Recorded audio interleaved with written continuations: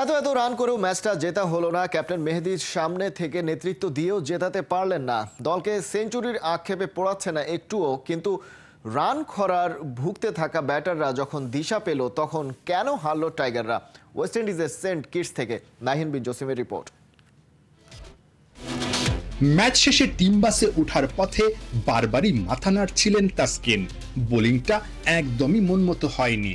হতাশ হওয়াটা খুবই স্বাভাবিক। ঠিক 100 স্ট্রাইক রেটে 60 রানের ইনিংসের পরও অতৃপ্তিতে তানজিদ তামিম। 48 রানের দারুণ একটা ইনিংসের পর এই হার মানতে পারছেন না জাকের আলী। বৃথা গেছে মাহমুদুল্লাহর সঙ্গে তার 96 রানের দারুণ একটা পার্টনারশিপ। ক্যাপ্টেন মিরাজের হতাশাটা আরো বেশি। 74 রান করলেও শেষ পর্যন্ত দলটাকেই যে জেতাতে পারেননি।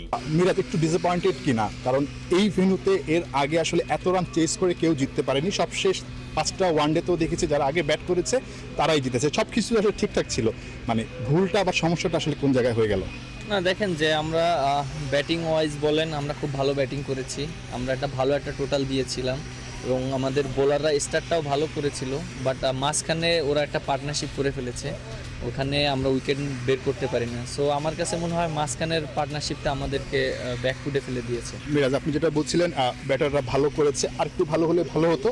আপনার কাছে মনে হয় কিনা অনেক এক্সপিরিয়েন্স ক্রিকেটার ছিল না, ঠিক এই জায়গাটায় অ্যাজ এ ক্যাপ্টেন হিসেবে একটু আপনার কাছে মনে হয় যে একটু দুই একজন আরেকজন এক্সপিরিয়েন্স ক্রিকেটার থাকলে হয়তো ম্যাচের রেজাল্টটা অন্যরকম হতে পারতো, এরকম মনে হয়েছে কিনা? আর লাস্ট কোয়েশ্চেন হচ্ছে, হোপফুল কিনা এখনো পর্যন্ত সিরিজ জেতার জন্য?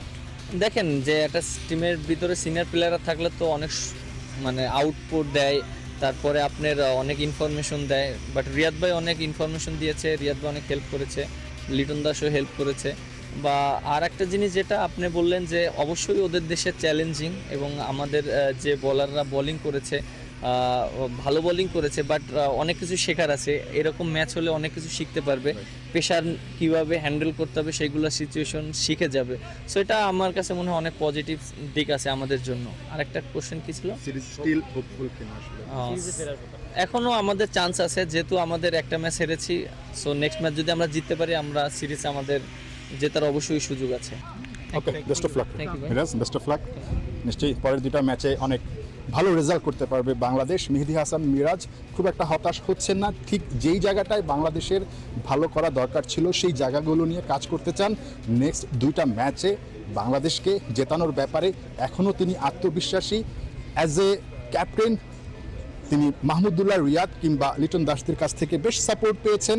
দলে আরও দু একজন সিনিয়র ক্রিকেটার হলে হয়তোবা এত ভালো ব্যাটিং করার পরও শেষ পর্যন্ত হারটা মেনে নিতে হতো না। তারপরও মিরাজ হোপফুল যে পরের দুটা ম্যাচে এই যে পজিটিভ বিষয়গুলো সেগুলো নিয়ে আসলে আত্মবিশ্বাস নিয়ে দুটা ম্যাচে জিতে বাংলাদেশকে ভালো কিছু দিতে পারবে। Nahiyan Bin Jasim, 71, Saint Kitts, West Indies.